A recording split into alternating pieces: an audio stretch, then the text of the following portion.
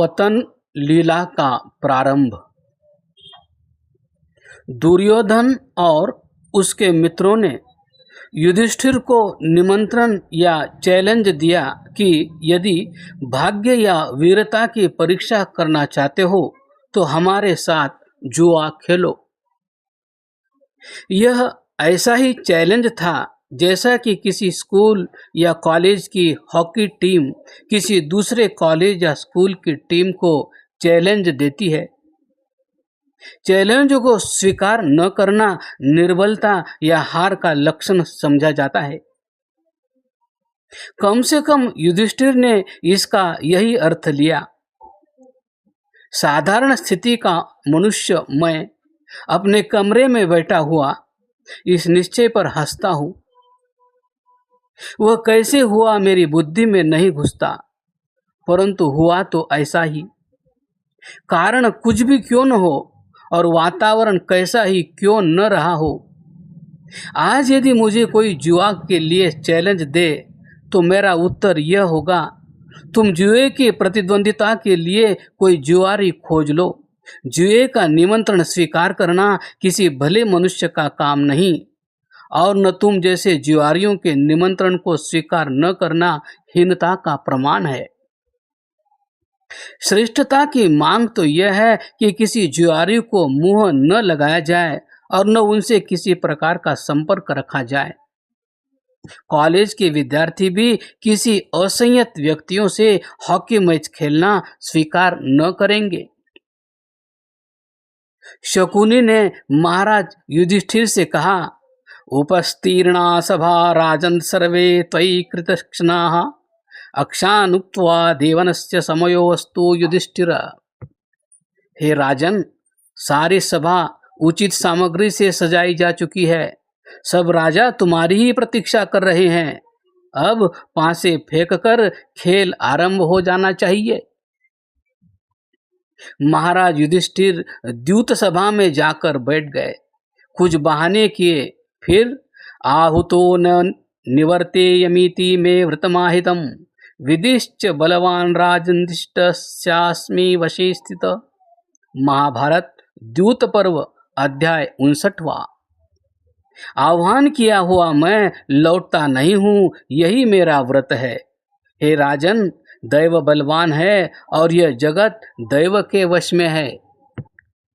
युधिष्ठिर के आत्मसम्मान ने इस बात की आज्ञा नहीं दी कि निमंत्रण को अस्वीकार कर दें। फलतः जुआ आरंभ हुआ। परिणाम यह हुआ कि राज को दांव पर लगाया और हार गए। रानी द्रौपदी को दांव पर रखा और उसे फिर भी हार गए। यह समाज था या अंधेर नगरी? वैदिक समाज व्यवस्था तो थी नहीं।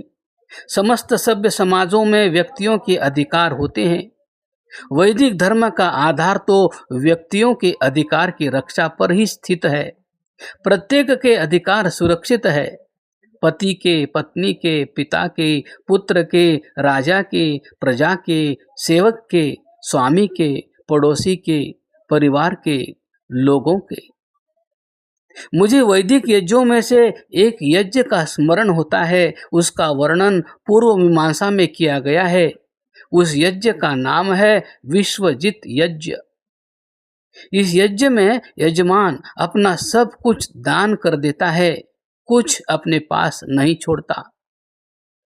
वहां यह प्रश्न उठाया गया कि विश्वजित यज्ञ का करने वाला क्या वस्तु दान करे और क्या न करे। सर्वप्रथम यह प्रश्न उठाया गया कि यदि माता पिता वृद्ध हो गए हों तो उनको भी दान कर दिया जाए या नहीं। यह प्रश्न है। शास्त्र उत्तर देता है कि यह प्रश्न अनर्थक है, क्योंकि माता पिता पुत्र की संपत्ति नहीं है।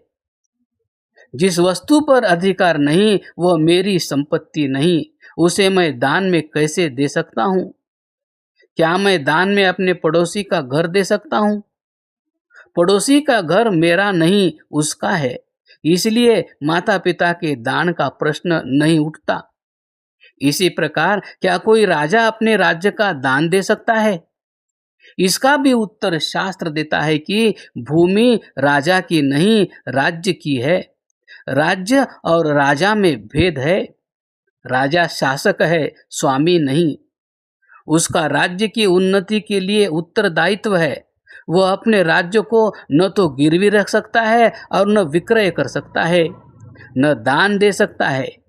इस प्रकार जब युधिष्ठिर ने अपने राज्य को जीवों के दांव पर रखा तो युधिष्ठिर को इसका कोई अधिकार न था और न जीतने वाले का कोई अधिकार था कि राज्य को अपने अधिकार में ले सकता। इसी प्रकार प्रश्न द्रौपदी का भी था। द्रौपदी की कहानी मेरे लिए सदा एक पहेली रही है। मैंने द्रौपदी और 5 पतियों के विषय में बहुत कुछ साहित्य पढ़ा है, परंतु यह प्रश्न विवाह के नियमों से संबंध रखता है। वेदों में विवाह के नियम निश्चित हैं और वह पति और पत्नी के अधिकारों की रक्षा करते हैं। द्रौपदी की कहानी किसी भी नियम के अंतर्गत नहीं आती। यह लोक गाथा है। द्रौपदी कैसे 5 भाइयों की एक साथ पत्नी बन गई, वह ऐसी अर्थशून्य, अविश्वसनीय और लचर कहानी है कि उस पर विचार करने का जी नहीं चाहता। एक साधारण व्यक्ति के मस्तिष्क में यह कहानी नहीं जमती। इसकी कल्पना मात्र पर हंसी आती है। पर है यह एक वास्तविक तथ्य जो महाभारत के पतन का एक ज्वलंत उदाहरण है। हमारा कहना यह है कि पत्नी किसी पति की चल संपत्ति नहीं है। न उसको जीवों के दांव पर रखा जा सकता है, न विक्रय किया जा सकता है और न दान दिया जा सकता है। बचपन में हमने लोगों को यह कहते सुना था कि स्त्री के दान का पुण्य सबसे अधिक होता है और बहुत से धनाढ्य लोग अपनी पत्नी को समस्त आभूषणों से अलंकृत करके पुरोहित को दान कर दिया करते थे और रीति को पूरा करने के पश्चात पुरोहित जी एक निश्चित मूल्य पर उस पत्नी को पति के हाथ बेच देते थे। यह रिवाज कैसे पड़ा पता नहीं। संभव है किसी चालाक पुरोहित की यह चाल रही होगी, क्योंकि पैसे वाले आंख के अंधे और गांठ के पूरे प्रसिद्ध हैं ही, और पुरोहित के स्वार्थी और चालाकियों की कहानियां भी कुछ कम प्रसिद्ध नहीं है। एक बार जब एक सेठ साहब ने सेठानी जी को समस्त आभूषणों से आभूषित करके पुरोहित को दान कर दिया तो पुरोहित मचल गए। सुंदरी सेठानी जी हाथ आ गई। उनका जी न चाहा कि उसे फिर बेचे। उन्होंने कहा कि तुमने सेठानी जी को दान कर दिया, अब वह मेरी है। मेरा अधिकार है कि मैं अपनी वस्तुओं को बेचूं या न बेचूं। सेठ जी जाइए, घर बैठिए। दान दी हुई वस्तु की इच्छा करना महापाप है, जीवन पर एक अमिट कलंक है। आप अनुमान लगा सकते हैं कि सेठ जी और सेठानी जी और उनके मित्रों के समक्ष क्या धर्म संकट आया होगा। पता नहीं यह झगड़ा कैसे समाप्त हुआ। संभव है कि किसी न किसी प्रकार पुरोहित जी लोभ के शिकार हो ही गए होंगे। जो भी हो, परंतु युधिष्ठिर का कोई अधिकार न था कि वह द्रौपदी को जुए के दांव पर रखे और उसे हार जाए, और न दुर्योधन को यह अधिकार था कि द्रौपदी को चल संपत्ति समझकर अपने अधिकार में लाने का विचार हृदय में ला सके। संभवतः शायद द्रौपदी ने हाथ पैर मारे भी, परंतु समाज की दशा इतनी गिरी हुई थी कि सब ने टुक टुक दिदम दम न कसिदम पर अमल किया। विद्वत समाज अपने नेत्रों से यह लीला देखता रहा। किसी में इतनी नैतिकता न थी कि अपनी आवाज उठाते। ऐसी अज्ञानता और अधर्म की प्रवृत्ति का एक ही फल हो सकता था कि सारा समाज नष्ट भ्रष्ट हो जाए। इस अधर्म में सभी लोग सम्मिलित थे, कोई आरंभ में, कोई मध्य में।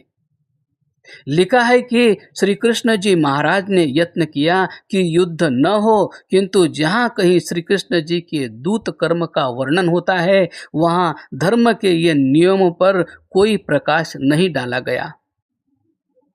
भीष्म पितामह ऐसे धर्मध्वजी व्यक्ति भी मौन धारण किए हुए थे। उनके जीवन की सारी तपस्या और सारी नैतिकता विरोध करने के लिए प्रेरणा नहीं देती थी। जब प्रश्न किया गया तो उन्होंने गोलमोल यही उत्तर दिया कि यतो धर्मः ततो जयः, जो सत्य पर है उसकी जीत होगी। परंतु यह नहीं बताया गया कि सत्य पर कौन है और कौन नहीं। दोनों पक्ष अपने आप को सत्य पर समझते रहे, परंतु दोनों ही सत्य से बहुत दूर थे। धर्म को दोनों ने तिलांजलि दे दी थी। धर्म किसी और न था। ऐसी दशा में जीत किसकी होती और हार किसकी? हुआ भी ऐसा ही।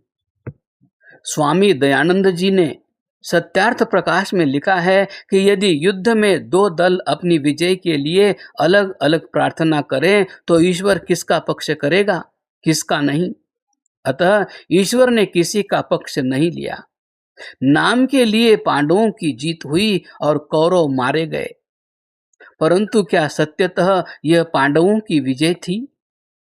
देश तो सारा नष्ट हो चुका था। सारे पंडित और ज्ञानी मारे गए। सारे वीर युद्ध भूमि में सो रहे थे। द्रोण, भीष्म, कर्ण, युधिष्ठिर के अनेकों संबंधी युद्ध में कालग्रास हुए। कौरव और पांडवों के पक्ष में युद्ध करने वाली शक्तिशाली सेना नष्ट प्राय हो गई थी। धृतराष्ट्र के पूछने पर दशायुतानामयुतं सहस्राणि च विशतिः कोट्यः षष्टिश्च षट्चैव हरस्मिन् राजन् मृदे सतः। धर्मराज युधिष्ठिर कहने लगे, हे राजन, इस युद्ध में 66 करोड़ 1,30,000 सेना मारी गई। कभी कभी विजय का भयंकर रूप होता है। हारने वाला तो नष्ट हो ही जाता है, पर सफलता पाने वाला भी इतना अशक्त हो जाता है कि उसमें भोग करने की सामर्थ्य नहीं रह जाती है, न शासन करने की योग्यता। महाभारत का युद्ध भी इसी प्रकार का युद्ध था। बचा कौन? गांधारी अपने पुत्रों की लाश पर आंसू बहाने के लिए, कुंती अपने संबंधियों की मृत्यु पर शोक प्रकट करने के लिए। रानियां धर्मराज युधिष्ठिर से कह रही है, क्व नो धर्मज्ञता राज्य क्व नो साध्या नृशंसता यच्चावधित पितरन भ्रातरन गुरु पुत्रान सखीनपि। हे धर्मराज, कहाँ तुम्हारी धर्मज्ञता प्रसिद्ध थी? कहाँ आज यह बर्बरता प्रकट हो रही है जिससे पिता, भ्राता, गुरु, पुत्र, मित्र आदि का तुमने वध कर दिया। धातयित्वा कथम द्रोणम भीष्मं चापि पितामहं मनस्ते अमुन महाबाहो हत्वा चापि जयद्रथम। हे महाबाहो, द्रोणाचार्य, भीष्म पितामह और राजा जयद्रथ को मारकर आज तुम्हारे मन की क्या दशा होगी? किं नो राज्येन ते कार्य पितृन् भ्रातृन् पश्यतः अभिमन्युञ्च दुर्धर्ष द्रौपदेयांश्च भारत। हे युधिष्ठिर, अपने पिता, भ्राता, महापराक्रमी अभिमन्यु और अन्य द्रौपदी पुत्रों के बिना राज्य प्राप्त करने में तुमको कैसा लगेगा? गांधारी रोकर भीम से कहने लगी, वृद्धस्यास्य शतं पुत्रा निग्वं सुमर पराजितः कस्मान्न शेषयः किंचिदेनाल्पपरायितं संतानमावयोस्तात् वृद्धयोर्हत राज्यो कथमंध द्वयस्यास्य यष्टिरेका न वर्जिता। हे भीम, तुम इतने बल वाले हुए कि तुमने वृद्ध राजा धृतराष्ट्र के 100 पुत्रों को मार डाला। इसमें से किसी एक ने यदि थोड़ा अपराध किया था तो उसे तो छोड़ देना चाहिए था। हे तात, हम वृद्ध दंपति का राज्य छीना गया और संतान भी मारी गई। तुमने हम 2 अंधों को एक भी आधारभूत लकड़ी न छोड़ी। देश और समाज की यह दशा हुई कि सहस्रों वर्षों के लिए भविष्य अंधकारमय हो गया। सारी सभ्यता की जड़ कट गई। सभी आदर्शों पर पानी फिर गया। महाभारत यदि वैदिक गौरव की संध्या थी तो इसके पश्चात जो काल आया वह ऐसी अंधेरी रात है जिसमें कुछ अपना पराया नहीं सूझता। अंधे तो अंधे होते ही हैं, परंतु आंख वालों के लिए भी कोई मार्ग नहीं कि वह कुछ देख सके। अंधकारमय पथ और प्रकाश किरण का कहीं चिन्ह भी नहीं।